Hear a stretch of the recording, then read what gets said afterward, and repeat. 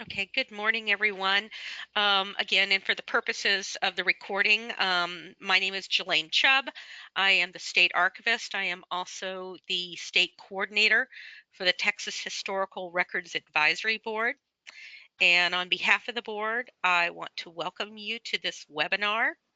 I also want to take just a minute to talk about THRAB.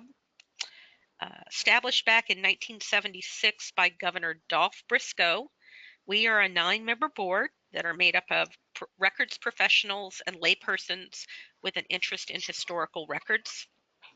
Our funding and the funding for this webinar comes from the National Historical Publications and Records Commission, which is the grant-making arm of the National Archives and Records Administration. We use these grant funds to support our mission of promoting awareness of historically significant records through education and training, supporting public access to records, serving as a catalyst for improving record storage conditions within the state, and supporting the preservation efforts of historical and genealogical societies, archives, museums, libraries, colleges, local governments, and other institutions. One of our major initiatives over the past 5 years has been providing essential training opportunities to archivists and records keepers in Texas. We've hosted a number of workshops on advocacy, grant writing, electronic records management, and digital preservation issues. And with several historic flooding events in Texas over the past few years, and of course, Hurricane Harvey, we could see a renewed need for training in emergency preparedness, response, and recovery. And unfortunately, we've seen some very recent disasters in cultural heritage sites in Texas. You may be aware of the Caddo Mounds, the tornado that hit there. Luckily, collections weren't impacted, but still, this is a good reminder that we're all vulnerable to these types of disasters. We need to be prepared because it probably will and happen to us on at least some scale, large or small. And I would also like to point out today is May 1st, May Day.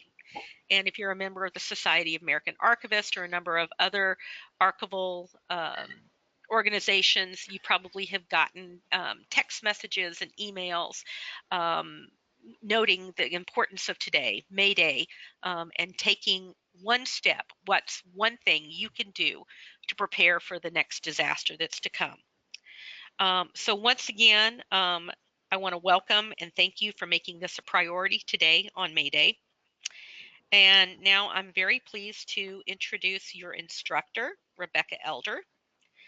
Rebecca is an experienced cultural heritage preservation consultant. She's worked at Amigos Library Services, the Harvard University Libraries, and the Dolph Briscoe Center for American History. In 2014, she founded Rebecca Elder Cultural Heritage Preservation to provide preservation advice to clients holding history collections. And I will also mention that we are very fortunate to have her based here in Austin. So here are a few facts about Rebecca. She is a Longhorn. She received her master's in information science and a certificate of advanced studies for conservation of library and archival materials from the School of Information at the University of Texas at Austin. She is now adjunct faculty at the iSchool, teaching preservation management and treatment techniques for bound materials. She also teaches for museumstudy.com and for the Kent State University's Graduate School of Information. Rebecca is a professional associate member of the American Institute for Conservation of Historic and Artistic Works. She engages in professional service with IAC, the Society of American Archivists, the Society of Southwest Archivists, the Association of Tribal Archives, Libraries, and Museums, and the Association for State and Local History. But perhaps most important for today, Rebecca has firsthand experience in disaster response and recovery, and most recently with Hurricane Harvey.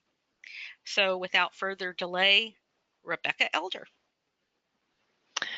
Thank you, Jelaine, and thank you all for showing up. And I am very excited to be doing this on May Day. Let me get the first slide going.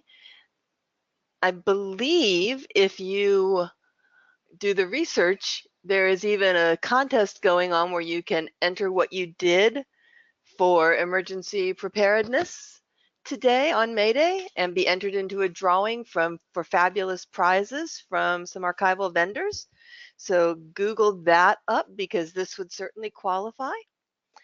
Um, and let's get into it. Don't panic is just always a good reminder when you're dealing with an emergency. Panic doesn't help anybody. So my plan for today is to talk about safety during emergency response, how to work with first responders after an emergency, once you get access to your building, how you're going to go back in and figure out what exactly happened. We're going to talk about disaster supplies because the best part of any disaster is getting to go shopping. We'll spend quite a bit of time talking about salvage techniques for various materials because although archives are generally paper-based collections, all of you archivists out there know that all kinds of oddball stuff also ends up in your collections and you want to know how to care for those as well. And then we'll end with a couple of resources that I have curated for you that might be helpful. So let's dig on in.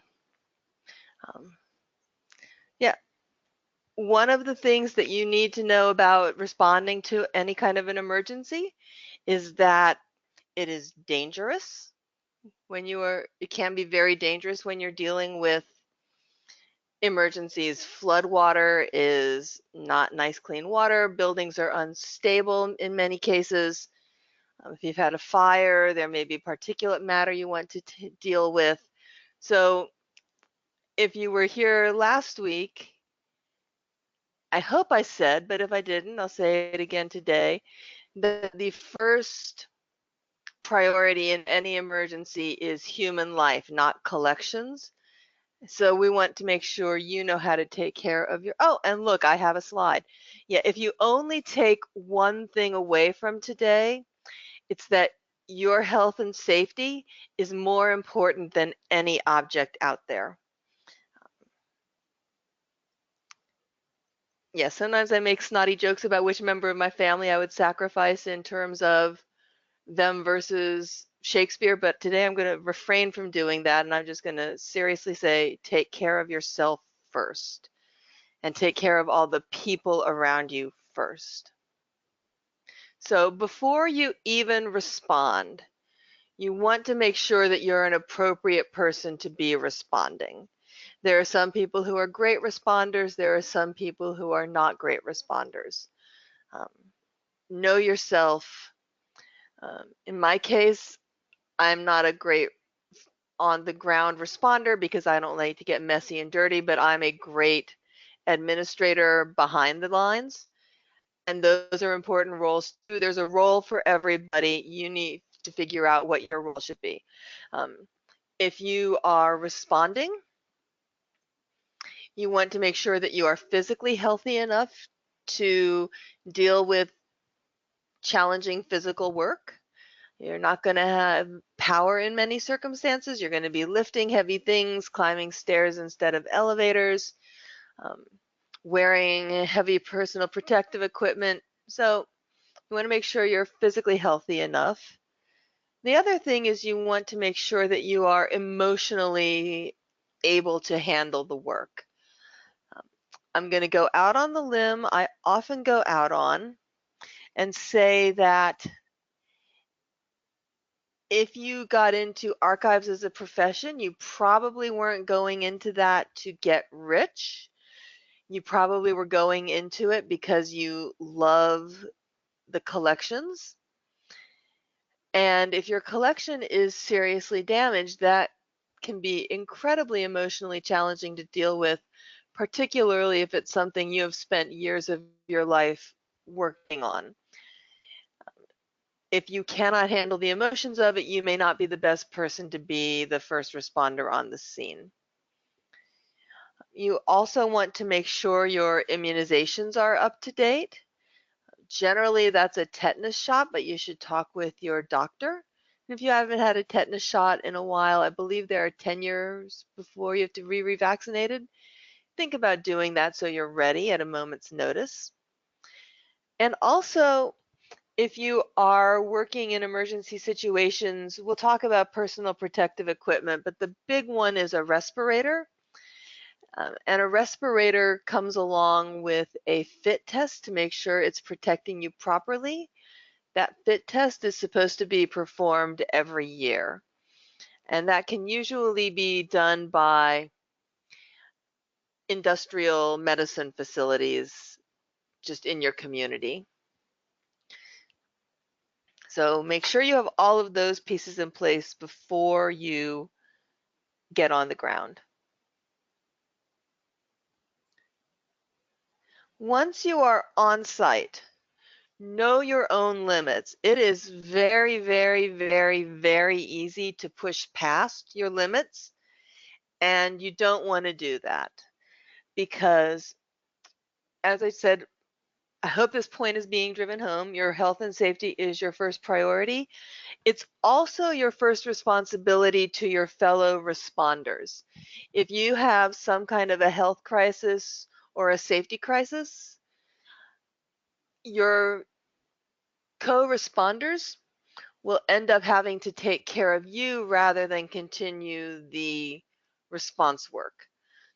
So your own health and safety is your first priority, your first responsibility. Monitor yourself carefully. Take frequent breaks. 10 minutes an hour is not unreasonable. Sit down, take your respirator off so you can breathe some fresh air without that thing on your face, etc. Drink lots of water, stay hydrated, eat, keep a granola bar with you, um, and make sure you get as much sleep as you can, which can be very difficult when you're in the middle of a response and you're staying in some kind of improvised conditions, but plenty of rest. Make sure that you are well enough to continue working. A few more common sense rules.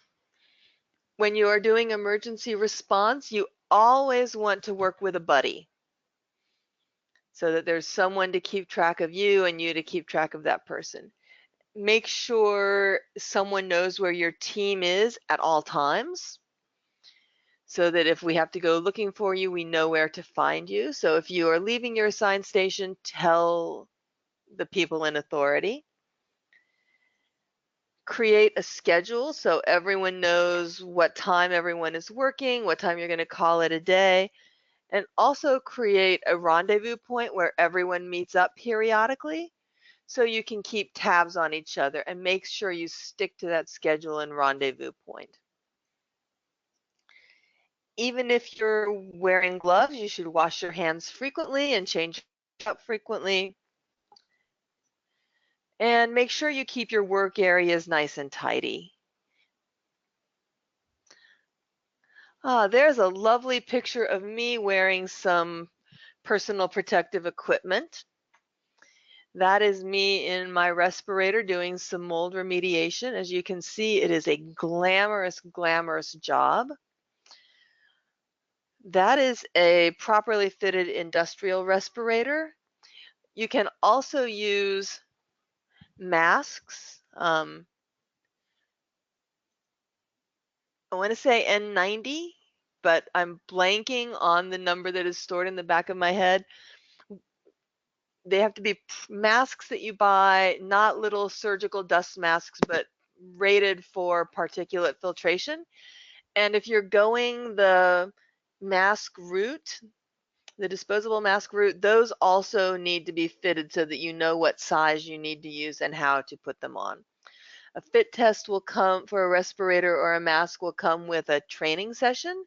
So you understand how the equipment works, how to put it on correctly, how to maintain it. And then you'll be tested.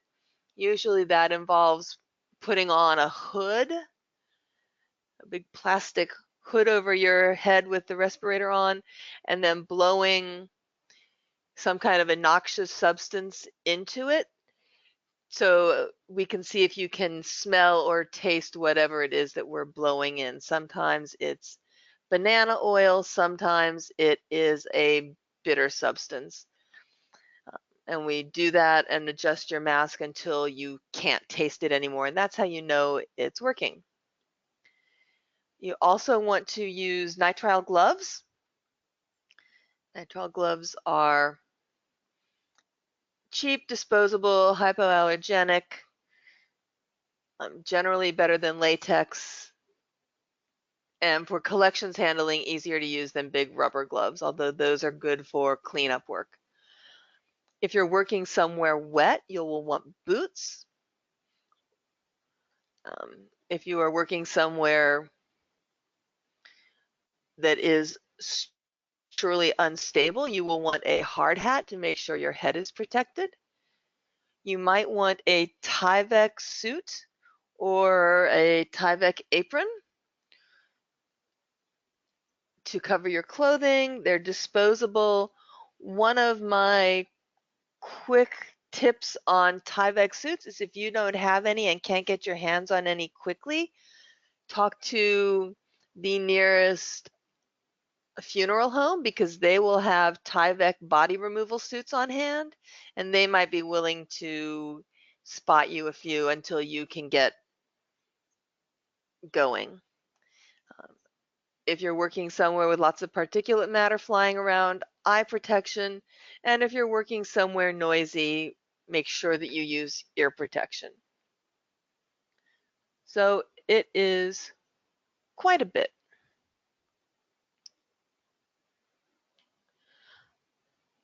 That's kind of the health and safety basics. If you come to the 2-day sessions we're going to be doing, which are going to be really fun, we'll talk in more depth about all of that. I'll probably even bring a body removal suit along with me for you to see, which should be an inducement to come.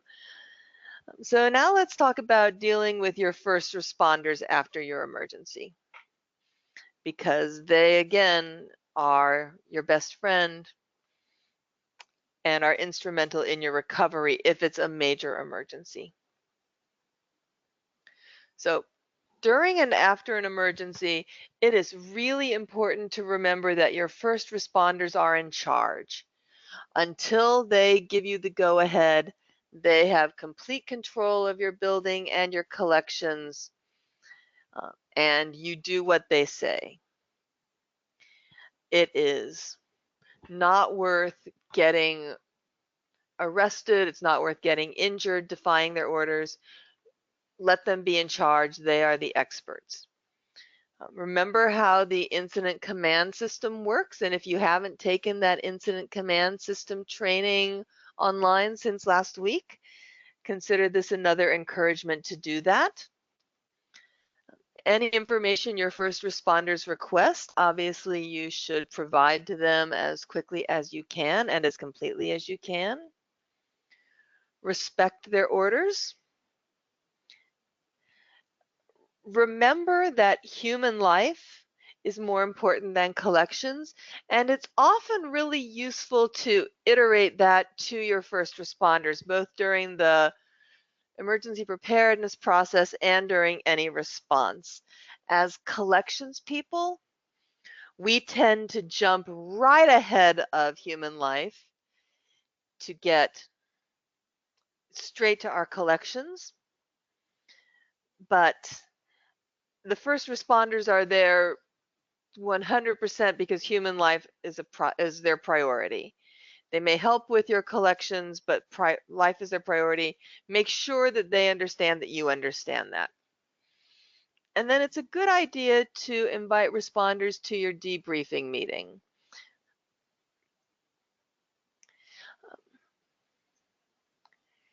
So that they can contribute to the discussion of what went well, what didn't go well. It'll strengthen the bond between you.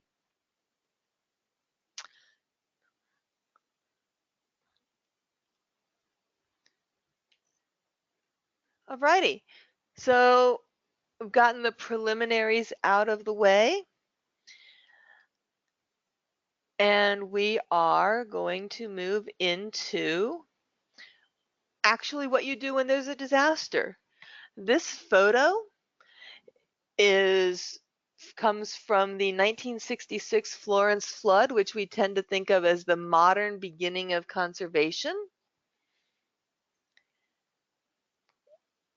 Florence, Italy had a huge flood, and young people from all over the world came to help with the recovery of the art there. And that's where many of the disaster response techniques that we talk about now were developed. So there are some mud angels, as they were called, carrying paintings out of a building. And you can see the water around their feet. So immediately after an emergency, the very first thing you're going to do, if it's something that's big enough to require first responders, obviously is call your first responders, get them in doing their job. The sooner that happens, the better.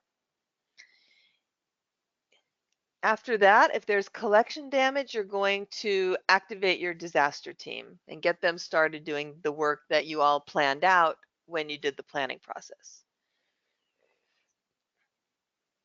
You will always want to make sure that all of your staff and visitors are safe and accounted for.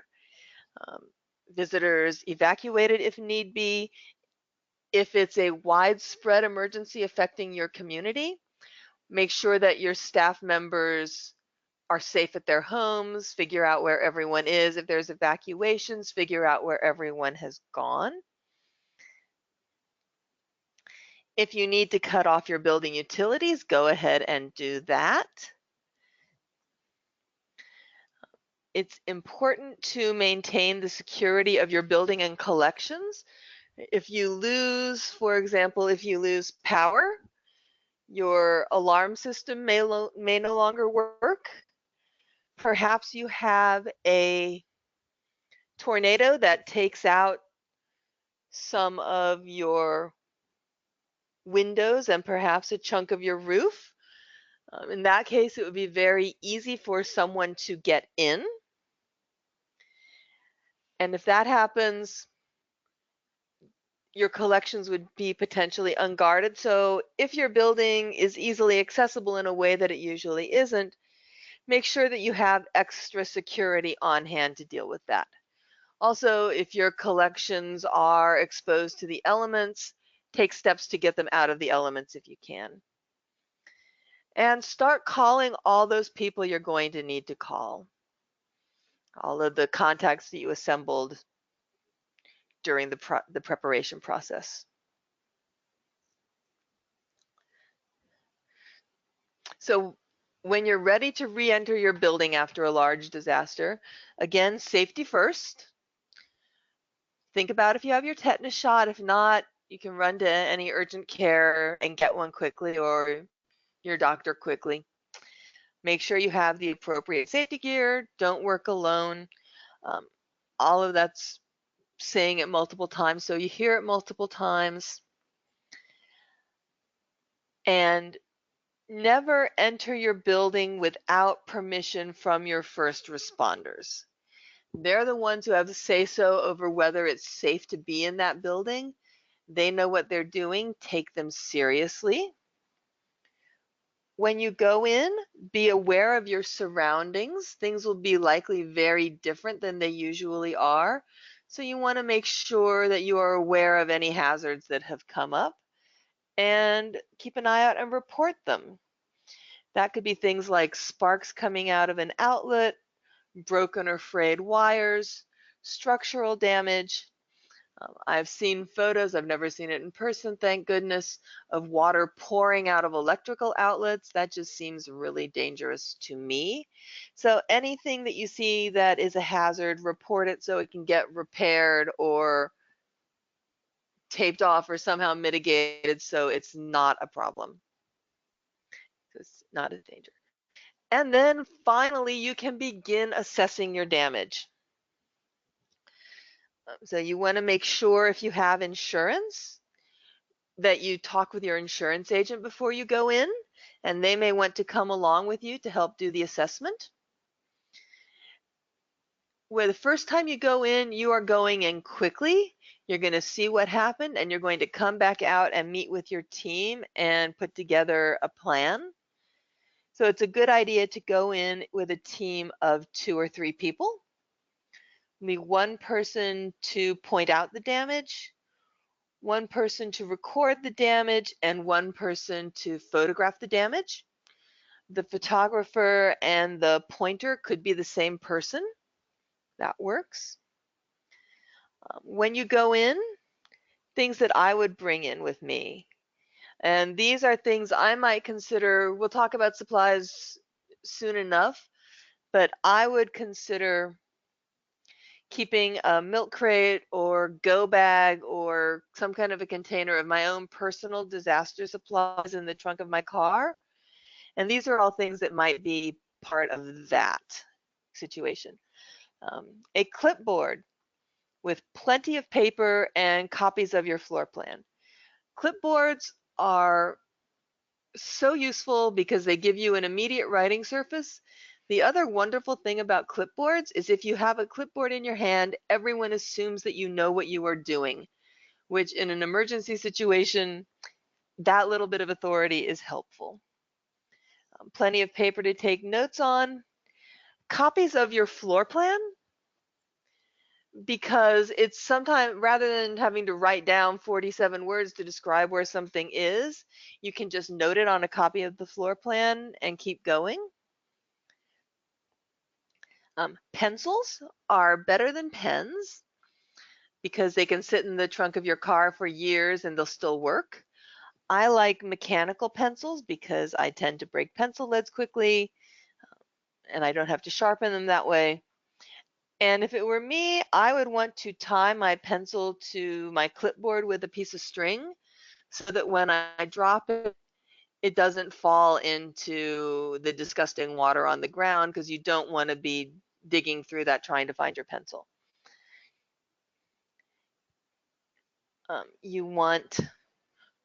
Talked about floor plans. You might want copies of the field guide to emergency response assessment form, and that's something that we'll talk about in the resources, but it's just a one-page form front and back that helps you assess damage quickly and systematically. And you also, obviously, if someone's taking pictures, you want a camera. It can be a digital camera, it can be a disposable camera, it can be your cell phone camera. It just has to have a flash and enough juice to not run out on you midway through. All through the recovery process, you're going to want to be documenting, taking pictures. It's going to be useful for your insurance company. It's going to be useful for reporting back to your constituents and shareholders. The library at Kansas State had a major fire last year, and they did an excellent job reporting about the response and recovery process with lots of photos. If you want to see a really good example of that, that's something to Google. Also, if you have a major disaster, I can guarantee you're going to want to give a conference talk on it. So you might as well get those pictures in place. When you go in, you're not touching anything. You're just going to assess and come back and report. And you're going to think about 3 things. You're going to think about how much material has been affected. Is it one small section? Is it your entire library? You're going to think about what kind of damage has occurred. So is it just flood? Is it earthquake and things have been knocked off shelves? Is it a fire? Is it sewage? Because that's going to affect whether you'll do the salvage yourself or whether you'll contract with a vendor. If you have fire or sewage damage, you'll contact professionals, but if it's only water and mud, it may be something you can deal with on your own if it's a small disaster. And you're going to think about what kind of material has been affected, because if it's photos as opposed to paper, as opposed to artwork, that's going to affect the salvage procedures you put into place. It's going to affect the supplies that you need to get your hands on quickly. So if you know the answers to those three questions, that's going to be what you need to know to map out the next plan of attack.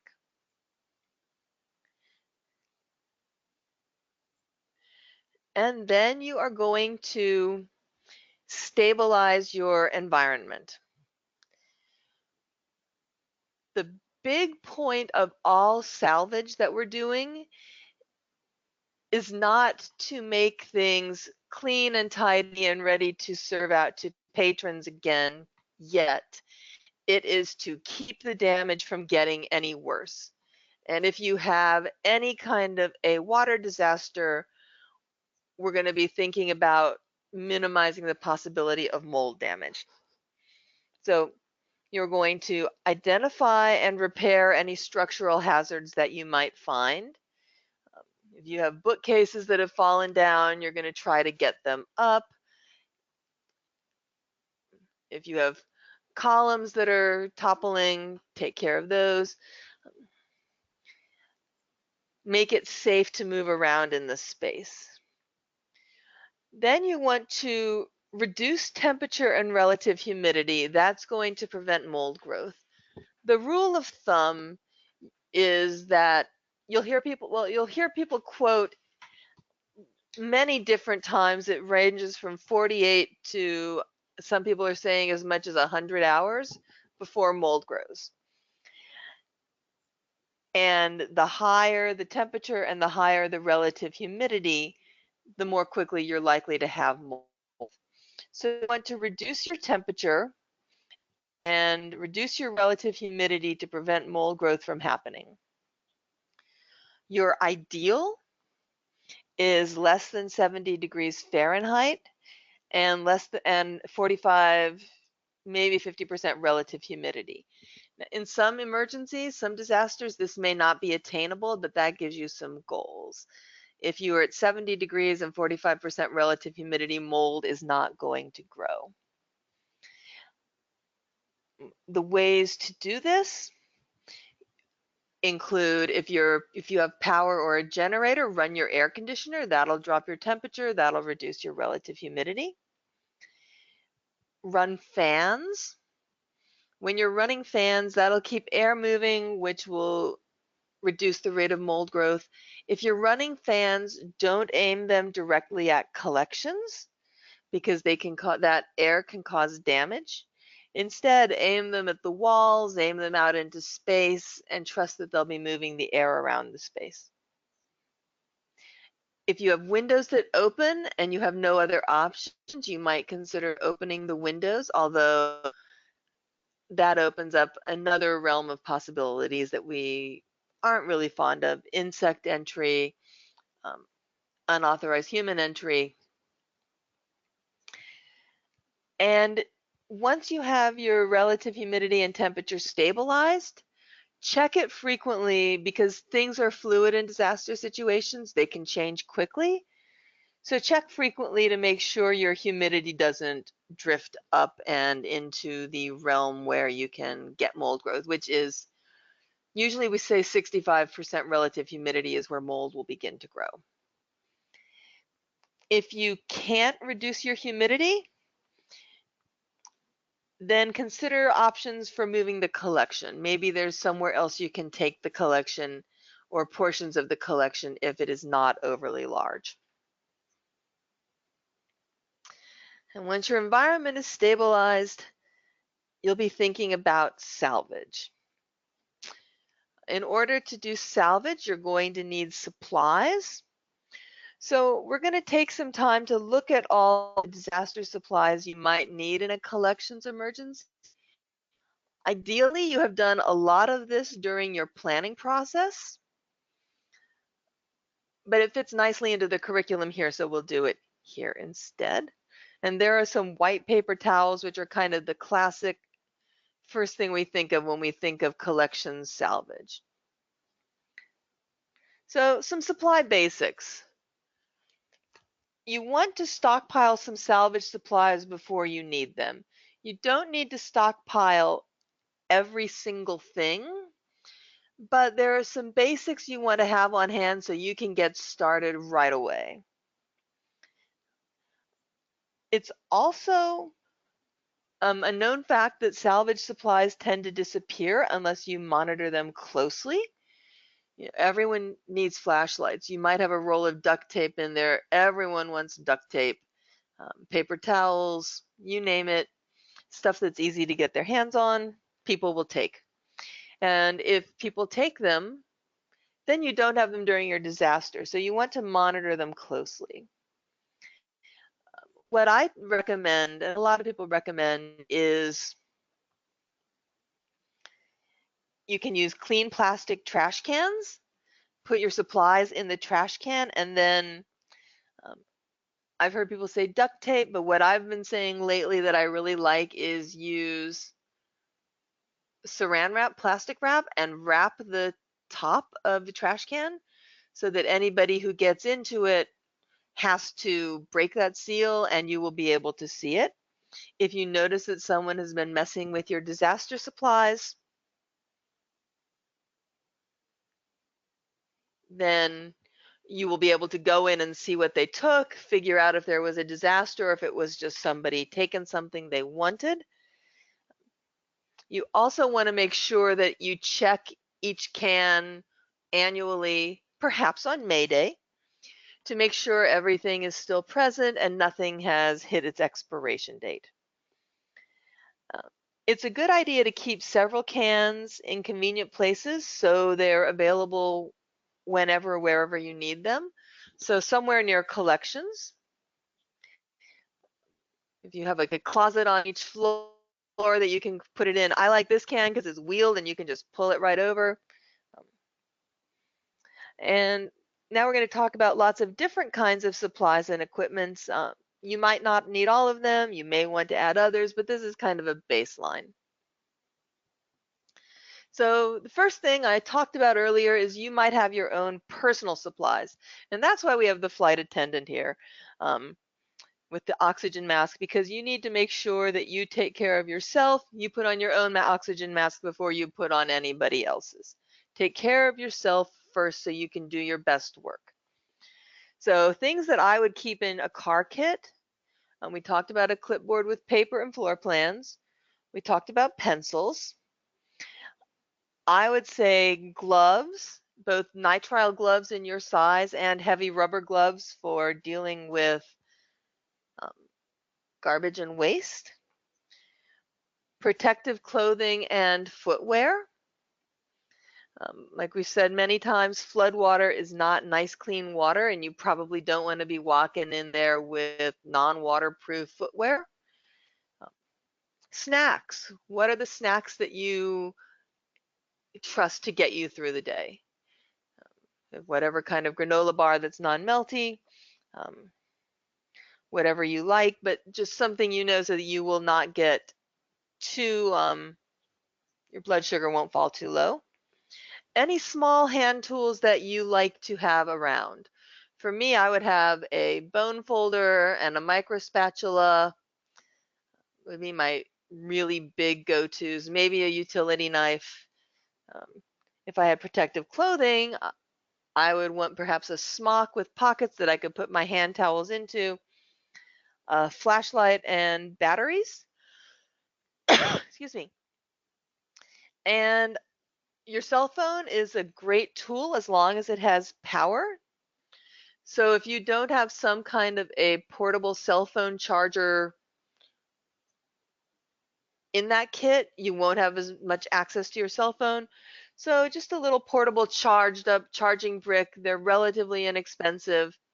And cables that you need to connect that to your cord, that will keep you going a lot longer with your cell phone, which is useful. Basic protective gear. Nitrile gloves and rubber gloves. Those you should have in abundance. Safety glasses, just disposable safety glasses. Make sure that they are ones that will slip on over regular eyeglasses. Talked about disposable Tyvek clothing, disposable shower caps. Anytime you travel, if your hotel room has disposable shower caps as part of the amenities, bring them home with you. Those are the best. Respirators or N95 dust masks like this one. Hard hats, aprons, and smocks.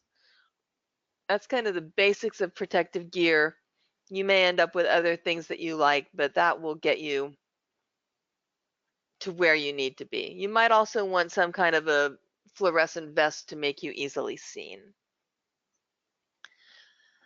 Um, Basic organization supplies, pencils. Like I said, I like pencils, clipboards with paper and fluorine, tape. Pay close attention. This may be the only time you will ever hear a conservator say that you need to have lots of tape. Usually we are screaming about how awful tape is, but in an emergency, you want duct tape, you want packing tape for sealing up boxes, Scotch tape just in general, masking tape for putting up signs directing people to where to go. Any kind of tape you can imagine is going to be useful in a disaster situation. You also want scissors to cut that tape, but also you'll probably have plastic sheeting somewhere, and scissors will be helpful to cut that plastic sheeting. Utility knives, another, you never know when you're going to need it, but man, if you have one, it is a helpful tool. Stickers and tags. You can use stickers for marking boxes, like those dot stickers in green, red, and yellow. Green would be your first salvage priority, yellow second, red do not salvage maybe. Stickers you can use to delineate areas that you want to salvage. You will want name tags for any volunteers that you have on site so that you have some way to identify people who are supposed to be there versus people who aren't. So name tags are great. A camera. It's a good idea to have a disasters camera and batteries available. I also recommend having a first aid kit that's a disasters only first aid kit because, think about the last time you went to your office first aid kit for a Band-Aid and you looked in it, and it's really likely that unless someone's on top of it, all that was in there was like 3 of the teeniest Band-Aids that were too small to be used for anything, some gauze that might be looking a little grungy because it's been in there for 10 years, some expired packets of Neosporin, and that's it. And in an emergency, you don't want to be caught without basic first aid supplies. So a basic first aid kit for emergencies only would be really useful. And you'll just want to check it every year to make sure nothing is expired. For building stabilization, plastic sheeting. You can use plastic sheeting to cover stacks so that things don't fall on them, they don't get wet. You can use it to cover windows that have been taken out. You can use plastic sheeting to cover doors that you don't want people going into. You can put plastic sheeting up with duct tape. Caution tape is also really useful for keeping people out of places they don't need to be. Brooms are good for quick cleanup jobs. You can even use brooms for helping get water out of spaces. If you're going to do that, you want big push brooms, and you want to make sure they are synthetic fiber, not natural fiber, because natural fibers will absorb water and get really heavy and hard to push. Plastic buckets and trash cans, always useful, and trash bags to go in those trash cans. A shop vac. Shop vacs aren't great for pulling out huge amounts of water, but they are very good for pulling out small amounts of water. And they are surprisingly affordable. You might also, especially if you have places that you know are prone to water entry, want to have on hand some snakes, some spill pillows. They're basically super absorbent bundles of material in various shapes that you can throw down when you know that you're going to have water coming in. And think about how like a baby's diaper absorbs huge amounts of moisture. It's the same kind of technology. And you can just throw them down on the floor, put them in that window crack, and it will absorb that water and make it difficult for the water to get in.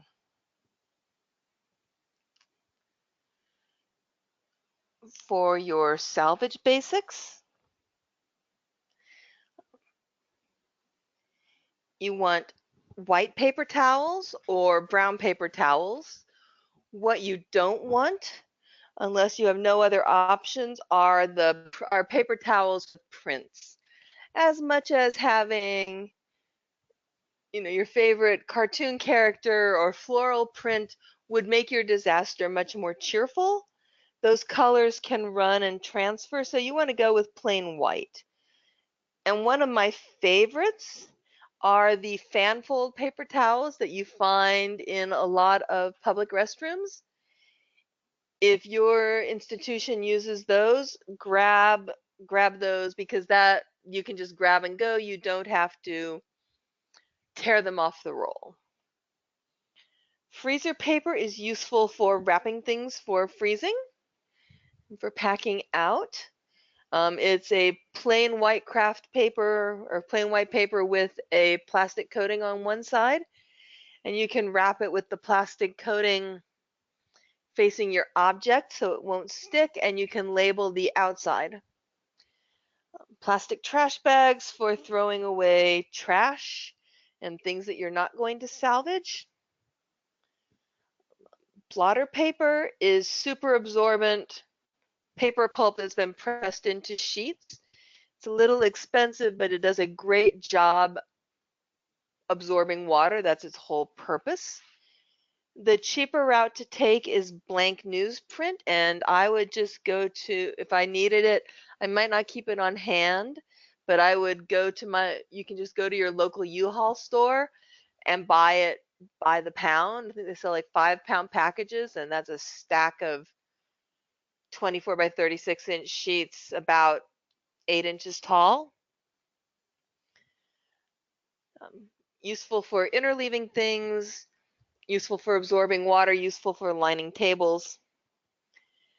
Nylon fishing line and clothespins, especially if you have paper collections like archives or photo collections, super useful because one of the things you're fighting against in any large disaster salvage is space. And one of the things you can do to gain space is string up nylon fishing line across the room and then use clothespins to clip things to that fishing line to dry. Or run 2 pieces of fishing line maybe 4 or 5 inches apart, and you can drape things over them. Plastic milk crates are great for packing out. They're great for carrying things around. You may want to have a couple on hand if you need large amounts for a response.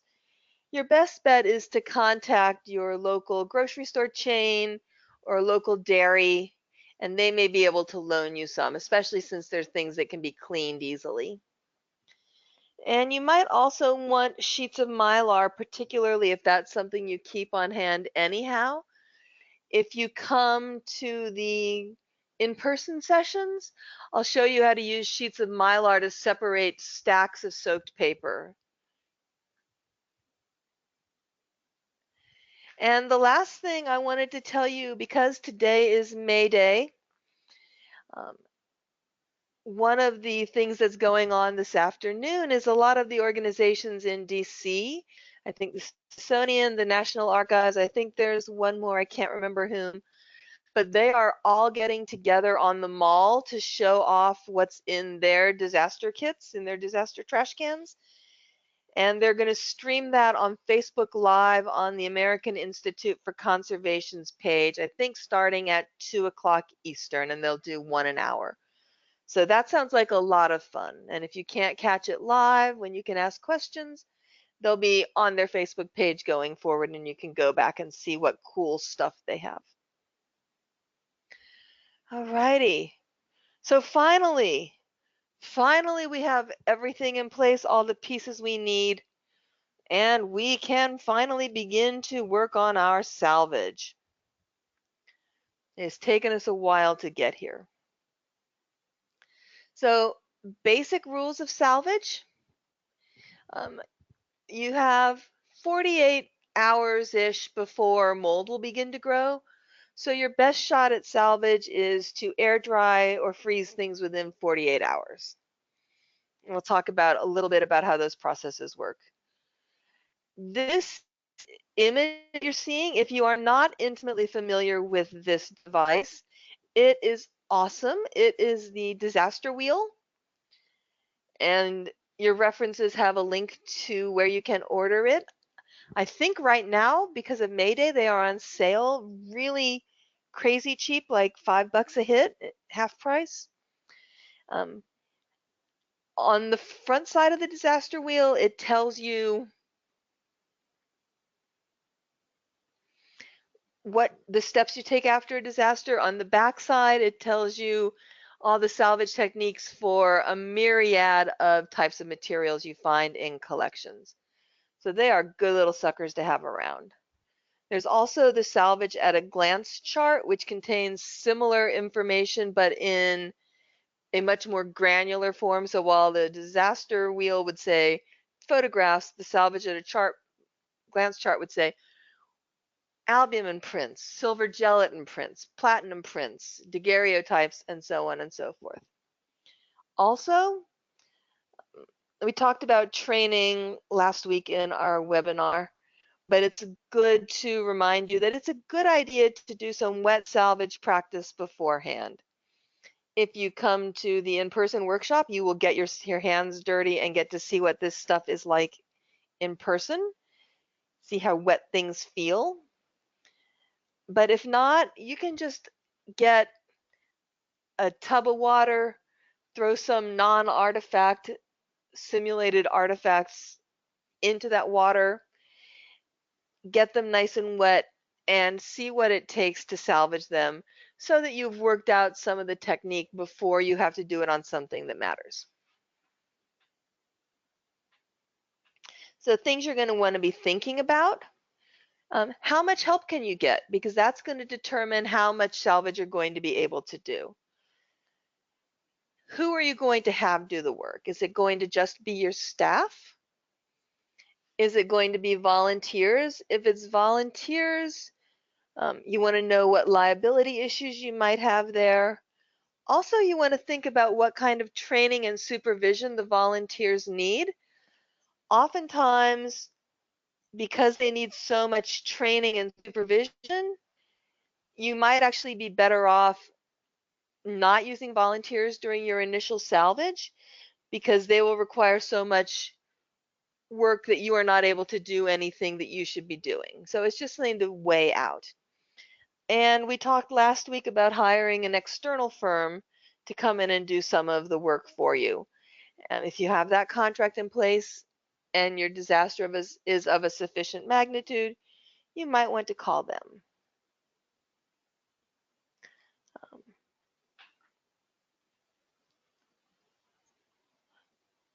Remember that your external vendors may have a lot of competition for their services, so you want your contract in place.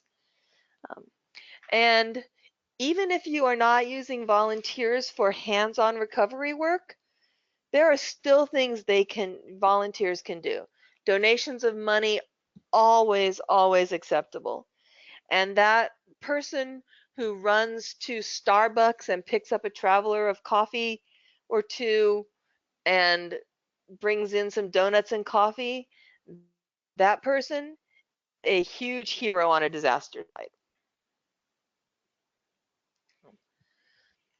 Before you begin, remember that you have 48 hours before mold begins to grow.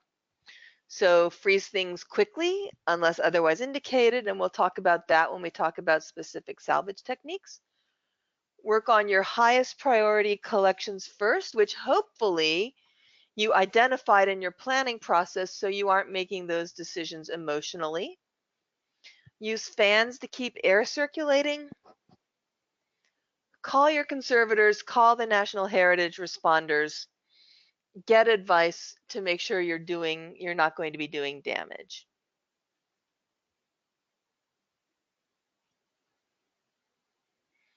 And then you get to begin.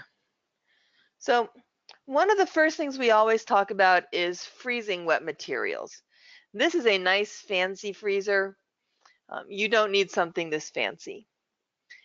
Freezing does not solve your problem, it just puts it on hold.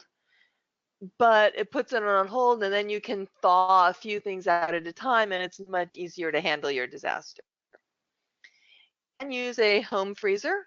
A chest freezer will work. If you're going to put things in a home freezer, make sure there's no food in it. This is useful particularly for books and paper and photos and textiles. And we have a lot of paper and photos and a considerable amount of books and textiles in archives. Before you freeze anything, you want to wrap it. And we'll talk about when freezing is indicated as we go through, but wrap things up, freeze them as quickly as possible. And when you thaw things, you generally want to bring them to room temperature slowly before you start handling them. If you have a large disaster, you might want to do something called vacuum freeze drying, which is pretty cool. It requires specialized equipment, so it's usually done by your emergency recovery company. Although this is Archives New Zealand, and apparently they have enough resources to purchase the equipment to do vacuum freeze drying. Basically, you freeze the objects and then you pull a vacuum on it, and that forces the moisture to sublimate out. So it passes from the from the solid phase to the gaseous phase without going through the liquid phase. And it is a very, very, very successful way to dry paper materials. You can do something similar by just putting something in your home freezer and letting it sit in there for months and months. And eventually the water will sublimate out. It's kind of like you are giving the materials beneficial freezer burn. But if you decide you're going to go that route, talk to me before you do it. But air drying is kind of the classic outside of freezing. It's what we're going to do if you come to the hands-on workshop. It's very inexpensive in terms of materials. All you need is paper towels, basically. But it does require a lot of time and space. So it's best suited for small quantities of materials. And you are going to see signs of water damage afterwards, and you may require considerably more shelf space. Basically, to air dry things, you lay them out. Oh, I've got a slide on that in about 2 slides, so we'll come back to that. But I like how they've used this cart and some fishing line to clip these negatives on. That's a very clever use of space. So here we go, all the different kinds of things you might have. For art on paper or framed documents, which we have plenty of in archives, take things out of their frames unless the art is stuck to the glass, and then leave it in place, because if you try to pull the art off the glass, chances are you're going to leave some of the art adhered to the glass. Dry things flat with the image side up, and if the art is stuck to the glass, leave it in the frame and dry glass side down. Never freeze glass. And before you freeze any kind of historic photographs, talk to a conservator first to make sure there's something that can be frozen. Photos, again, consult a conservator. For non-historic photos, um, you can keep them in a container of clean water for up to 48 hours. Take them out of any kind of envelopes and closures that you have them in. Either air dry them flat or hang them with clothespins on the very edges. Don't touch the image because the emulsion is going to be very sticky and you will fingerprint it for sure. And what you're going to see happen is your photos are probably going to roll up as they dry, and that is okay. They'll be safe and non-moldy. Talk with a conservator about the best way to flatten the photos once they're dried. Um, if your photos are If you're going to stick your photos in the freezer, interleave them with either wax paper or freezer paper before you do. And this is a photo of some drying, standard developed down at the Walmart photos. And you can see how the layers of dye are melting because they've been submerged in water for a while. It's pretty fascinating. So books and paper. The first thing to talk about is coated paper, which is any kind of slick or shiny paper that you often see periodicals or art books printed on. Yearbooks always printed on coated paper. It's often coated with clay to get that slick, shiny surface that makes for good printing, but excuse me, that clay can melt and then it will stick together. So the best way to deal with coated paper is to just keep it wet until it can be vacuum freeze dried. If you have books, you can interleave them with paper towels and then dry them on end. And periodically just replace the paper towels and flip the books top to bottom so that the water doesn't puddle at one end. Individual sheets dried flat or clipped to a clothesline of some sort. They will show signs of water damage. If that matters, you can have a conservator help you deal with them later. But I would argue that for a lot of documents that we have in archives, if they are severely damaged, if you can just get them dry, you can make the case that a photocopy of the damaged document would work, be a suitable facsimile, and then you could just make the photocopy and discard, which would be much cheaper. Wrap books in wax paper or freezer paper before you freeze them, and if you're going to freeze flat paper, interleave it periodically before you put it in the freezer. Just stick some layers of freezer paper or wax paper in there. Textiles get really weak when they get wet, so you need to provide a lot of physical support when you're moving wet textile.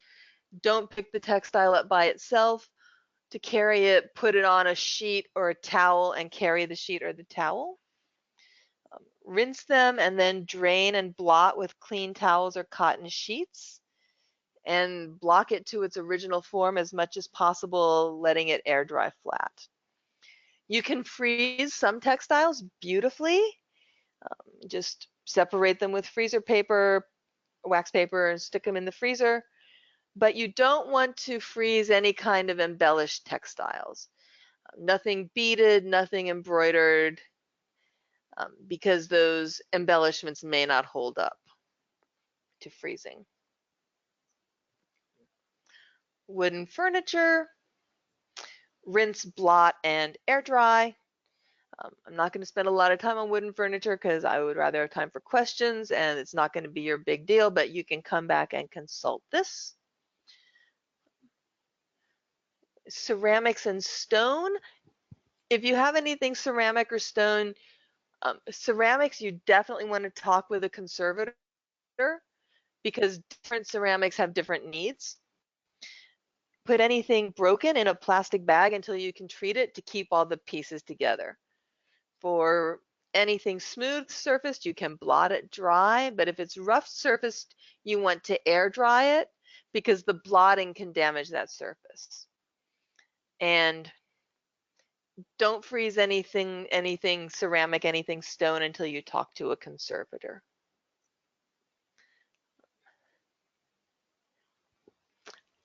Metal, and these are helmets at the Galveston Flight Museum, I believe, after Hurricane Rita. Don't quote me on that. It might be Katrina, but I think Rita. Um, anything metal you want to use gloves so that you don't leave behind oils that can corrode it. Iron is the first priority because it will rust. After that, other metals, rinse, blot, and air dry. But if there's some kind of an applied finish like it's painted metal, air dry that only, and metal should never get into a freezer. And finally, natural history specimens. Ew. Natural history specimens include everything from taxidermy mounts to herbarium samples to fluid preserved specimens. A lot of this stuff is dangerous, so always use a respirator and protective clothing and talk to a conservator. Taxidermy mounts, especially if you don't know when it was made and what the taxidermy process was, they used a lot of arsenic in taxidermy, and you really don't want to be dealing with arsenic in your water. So yeah, don't handle skins and mounts without protective gear. Be super careful about that. You can air dry or freeze skins and taxidermy. You can also air dry or freeze botanical specimens, but again, you probably, unless you're a herbarium or there are collections of taxidermy mounds in Texas that I know of. But if you just have a couple, you're not going to have that conservator on a moment's notice. Call the National Heritage Responders and they will find that person for you to talk to. Anything fluid, anything that's in fluid, again, be very careful because it's likely formaldehyde or alcohol. Careful in handling. You're probably going to be bagging it with some kind of a fluid for the initial salvage. Whew. And that finally, right, that's a lot of information. Nobody retains all of that in their head. That's why you have resources that have it written down for you so you don't have to remember it during a disaster. So talk about a few resources and then we'll have time for questions and answers. This is just a little chunk of the salvage at a glance chart I've mentioned a couple times. You can see it has material, priority, how quickly you need to do it, and it'll have another column on techniques. It is an amazing document. So, resources that you should know about, and if you have not downloaded the handouts yet, please do. One of the handouts is the slides from this workshop. The other handout is web links for all of these resources. So the emergency response and salvage wheel, if you order it today, I don't know how long the sale is going on, but it's definitely on sale now because I talked with the AIC about it last week. You saw the picture. It's awesome. The other thing that the AIC has on sale right now, probably at a really good price, is their publication called The Field Guide to Emergency Response. It includes assessment worksheets and supply lists, although you can also find those on the web and download them separately. But it's a nice little compact spiral bound book that will walk you through an emergency and is so useful in the heat of the moment. Recommended highly. The other thing that goes along with the field guide to emergency response are videos demonstrating salvage techniques. They used to be on a DVD, but at this point they have been moved to YouTube where they are available for anyone. So you can find that on the AIC's YouTube channel. The salvage at a glance chart that you just saw, which is awesome. The National Heritage Responders, who I work for, who are that national team of conservators that assist during disasters, have compiled and continue to compile lots of tip sheets. So we've got tip sheets on dealing with mold. We've got tip sheets on health and safety for the general public. Tip sheets on dealing with specific kinds of materials, tip sheets on moving collections, tip sheets on sheltering in place. All of those are available on the AIC website and are quick, easy reference that have been well vetted by experts in the field.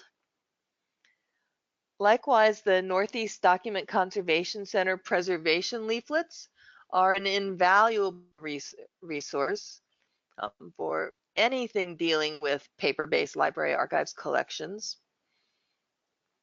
And they have tips, they have leaflets on salvaging paper, salvaging photos. Connecting to collections care, particularly if you're in a small repository, is an amazing resource run by the Foundation for the American Institute for Conservation. Every month they do webinars on a wide range of conservation topics, but there are lots and lots on disaster preparedness, disaster response. There's also a message board you can use to get answers from professionals. They have professionals who monitor it and offer advice. All of that is free. You just need to be a registered user to use the message board.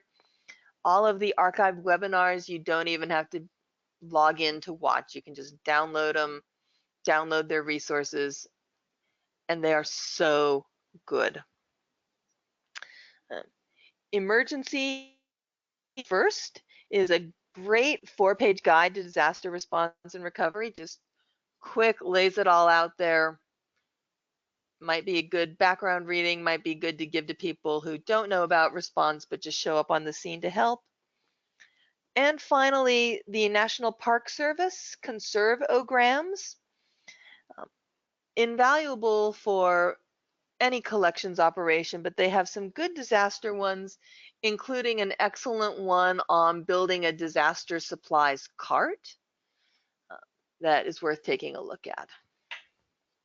And that, I feel like we have covered an awful lot of material in the last hour and 10 minutes or so, but that is not nearly all of what we could have talked about.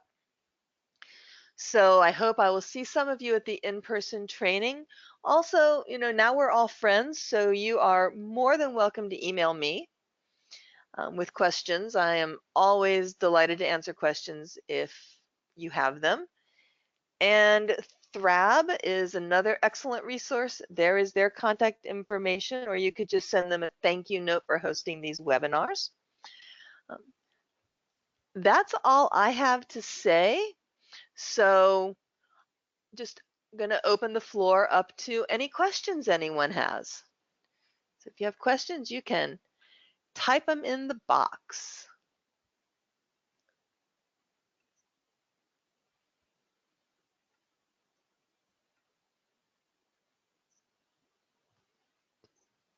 And as they come up, I will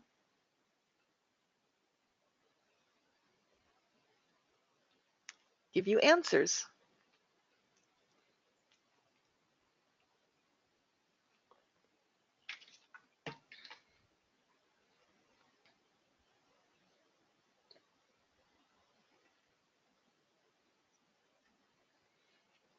Okay.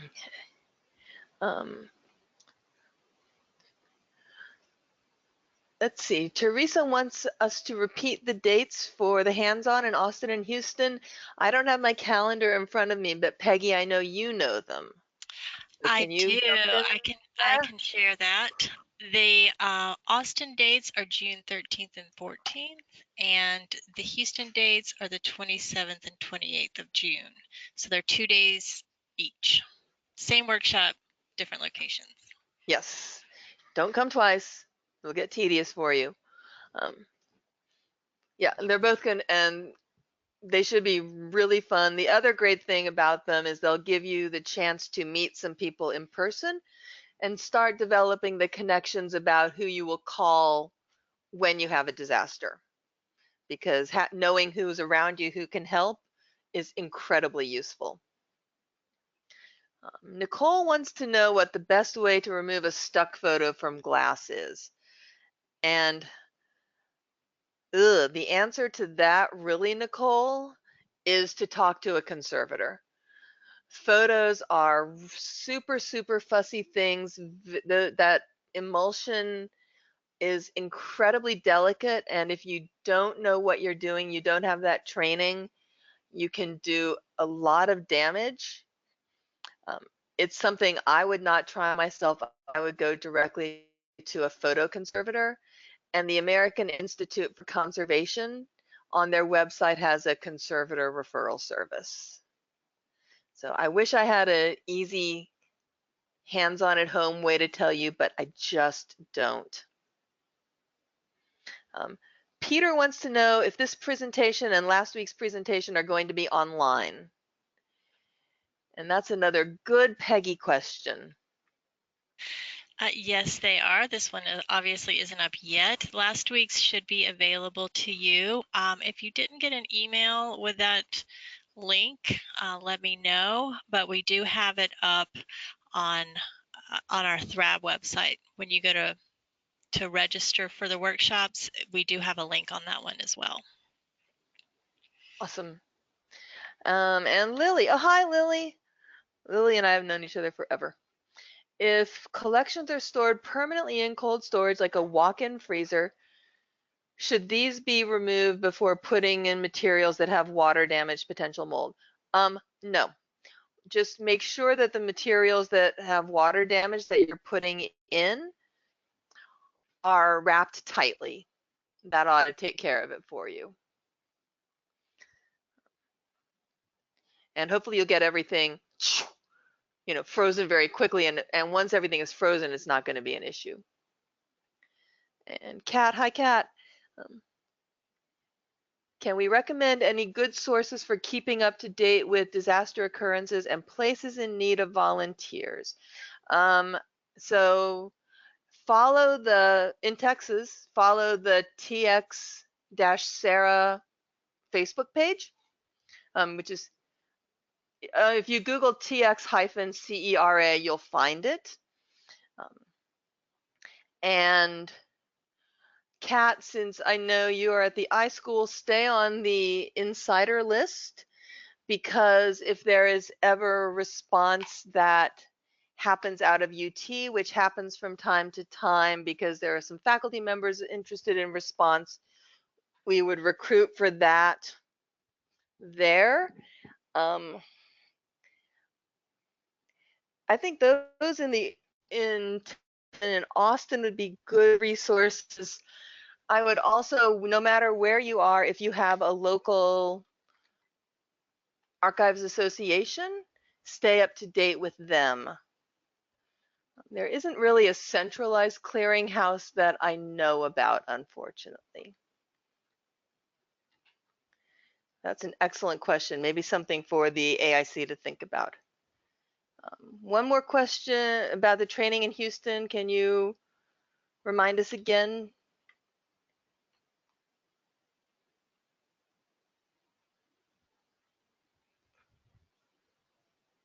Peggy? Oh, I'm sorry. Sorry. Yeah, the training in Houston is going to be on June 27th and 28th. Awesome. And I will be sending this group information about those, so you can go ahead and sign up if you like. Awesome. Lily says thank you. Kat says thank you. Any other questions?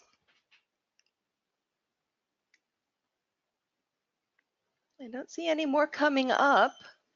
And I have 11:27. Okay. I don't tend to like to run. Oh, Margaret says it's been informative. Thank you, Margaret. I'm so glad that you have been here. Um, so yeah, why don't we call it? And Great. if you all will log out and do your evaluations, that is really helpful for Peggy and Jolene when they do their grant reporting and when they figure out what other kinds of trainings you all might want to get. And I will hopefully see some of you all in Houston and Austin. Great. Thank you so much, Rebecca. And thanks everyone for showing up today. And like I said, I'll send information out about the hands-on workshops and keep tabs with THRAB to see other opportunities for professional development. Thank you. Bye. Thanks, everyone.